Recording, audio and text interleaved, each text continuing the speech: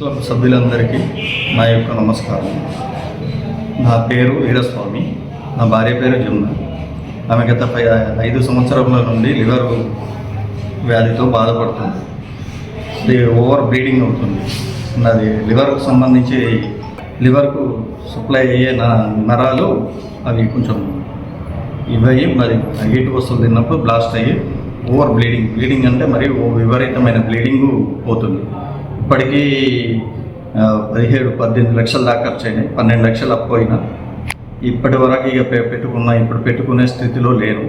ఇప్పుడు ఎవరి దగ్గరికైనా ఎవరు కానీ సాయం చేయట్లేదు.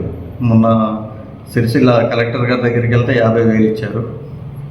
వేరే వాళ్ళ దగ్గరికి వెళ్తే ఎల్ఓసి ఇస్తాం కానీ మేమేం సాయం చేయలేమని చెప్పేసి అంటున్నారు రాజకీయ నాయకులు. ఎల్ఓసికి అది కూడా నిమ్స్లో ఇస్తా అంటున్నారు.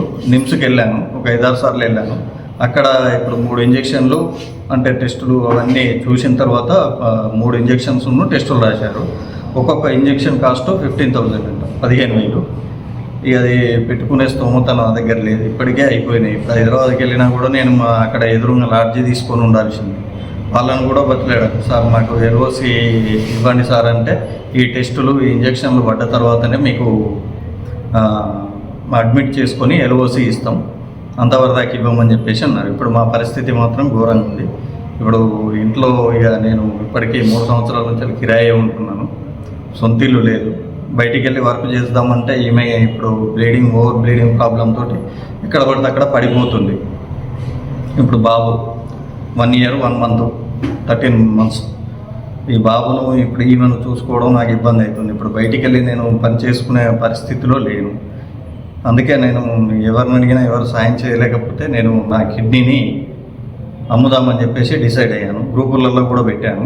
ఇప్పటి వరకైతే ఏం రెస్పాన్స్ రాలేదు. దయచేసి నా మీద దయతోటి మమ్మల్ని ఆదుకోగలరని చెప్పేసి, మీకు తోచిన సహాయం చేసి మమ్మల్ని ఆదుకోగలరని చెప్పేసి మా